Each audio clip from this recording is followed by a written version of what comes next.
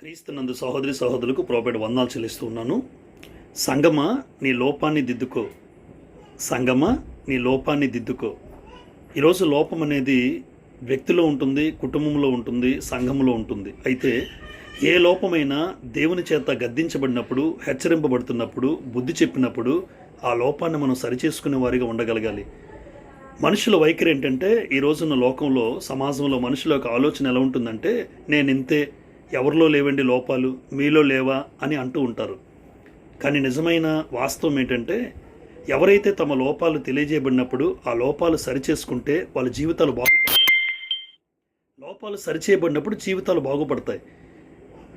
దావీదు దగ్గరికి నాతాను ప్రవక్త వచ్చి, నాతాను ప్రవక్త చేత గద్దించబడినప్పుడు దావీదు, నువ్వెవరు నాకు చెప్పడానికి అని దావీదు అనలేదండి. మోకరిల్లాడు, తన పాపాన్ని, తన తప్పును తెలుసుకున్నాడు, పశ్చాత్తాపడ్డాడు.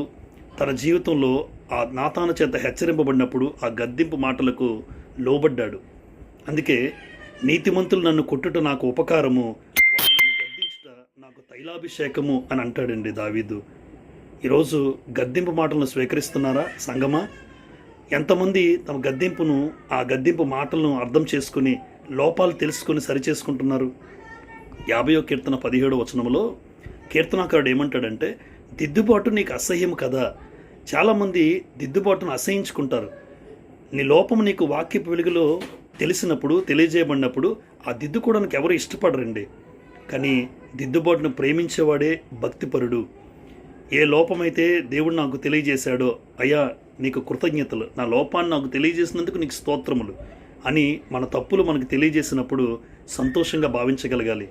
కానీ ఈరోజు ఆ లోపాలను తెలియజేస్తున్నప్పుడు ఎదుటి వ్యక్తి మీద కోపం పెట్టుకుంటున్నారు తప్ప, ఆ సేవకుడి మీద కోపం పెట్టుకుంటున్నారు తప్ప, ఎప్పుడు కూడా గుర్తుపెట్టుకోవాల్సిన విషయం ఏంటంటే, ఎవరినైతే ప్రేమిస్తామో వారినే గద్దిస్తాం. ఆలోచించండి, పిల్లల మీద ఉన్న ప్రేమను ఎలా వ్యక్తపరుస్తామంటే, వారు ఏదైనా పాడైపోతుంటే, తప్పు చేస్తుంటే గద్దిస్తూ ఉంటాం.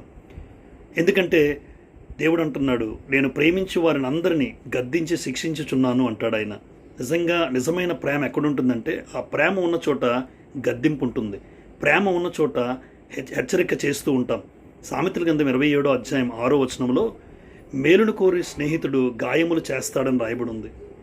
పగవాడు లెక్కలేనని ముద్దులు పెడతాడట.